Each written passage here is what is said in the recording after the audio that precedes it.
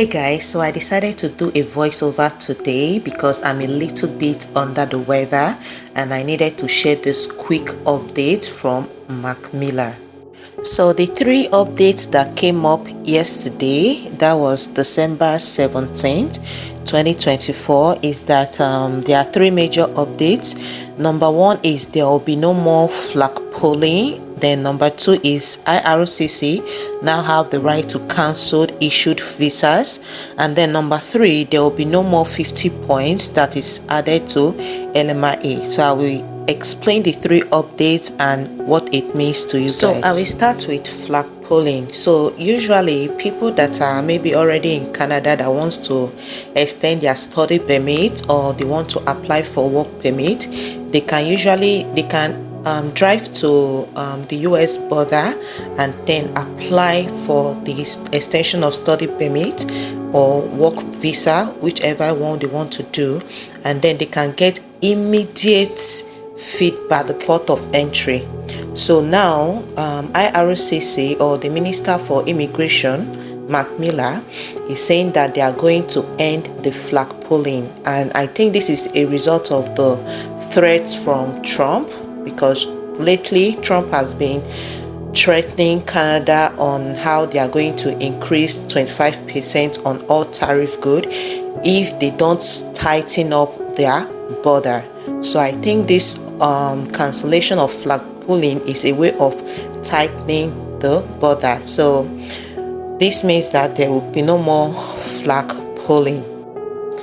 Then the second update is regarding LMIA, which is Labor Market Impactment Assessment.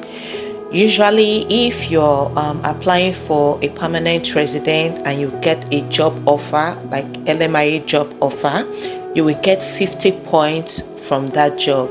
Now this news is stating that there will be no more 50 points.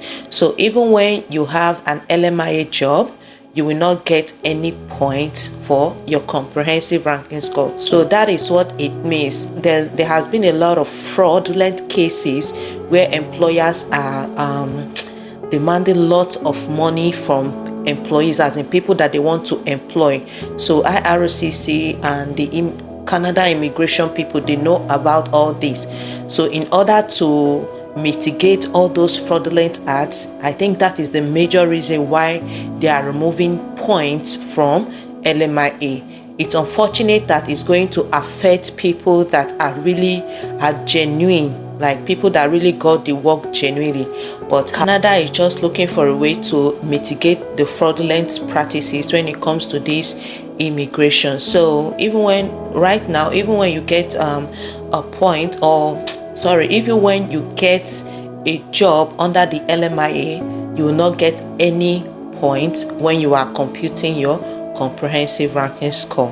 However, they've not really stated when this will take effect. Then another thing that they want to do is they want to introduce a legislation that can allow IRCC to either suspend, change, or cancel already issued visas, especially if they suspect that there is a fraudulent document or scam documents that are submitted. So guys, these are the three major updates. So I'm going to leave a video where the Minister for Immigration was summarizing these updates. We're proposing to give Canada more control over its immigration documents as well, so we respond to exceptional events in ways that protect Canada and our public resources. So we'll be introducing legislative amendments that will allow us to change, suspend, or cancel immigration documents, including visas, as well as to suspend or cancel applications in our inventory when it's deemed to be in the public interest, for example,